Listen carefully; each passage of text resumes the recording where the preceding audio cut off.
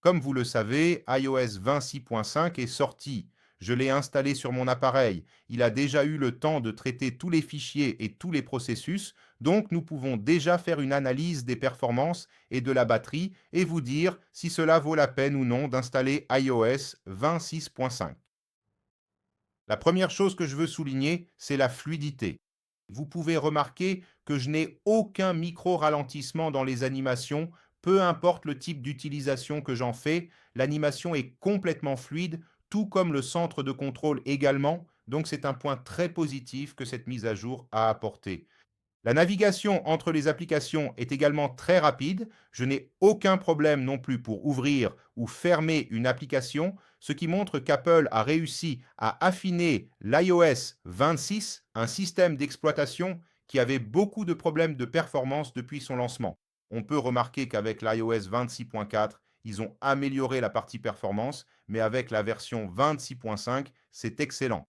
Je considère cette version .5 comme celle de l'iOS 18.5 qui était également très bonne, à tel point qu'il y a beaucoup d'utilisateurs qui ne sont pas passés du 18.5 au 26.5.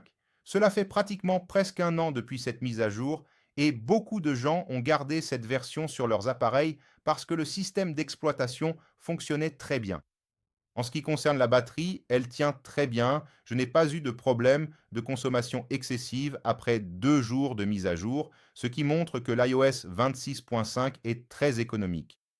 Beaucoup de personnes s'interrogent sur l'état de santé de la batterie. Et ce que je peux vous dire, c'est que la mise à jour n'a pas d'impact sur la santé de la batterie, car il s'agit d'un facteur chimique. Ce qui change à chaque mise à jour, c'est la façon dont le système d'exploitation mesure la capacité totale. Donc, ne vous attachez pas à cela.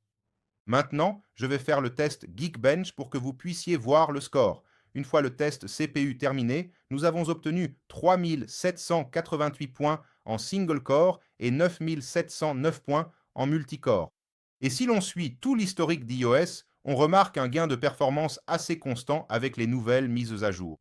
En ce qui concerne ma recommandation, si vous avez un appareil plus récent, vous pouvez installer iOS 26.5. Si vous avez un appareil un peu plus ancien, vérifiez d'abord l'état de la batterie, car si elle est en dessous de 80%, la vitesse du processeur est réduite et cela peut avoir un impact sur votre utilisation. Et si vous avez regardé la vidéo jusqu'ici, je vais vous donner un mot-clé à mettre ici dans les commentaires pour que je sache que vous faites partie de ceux qui regardent les vidéos jusqu'à la fin. Le mot est performance. Mettez performance ici dans les commentaires. Comme ça, je saurai que vous avez tout regardé. J'espère que le contenu vous a plu et on se retrouve dans la prochaine vidéo.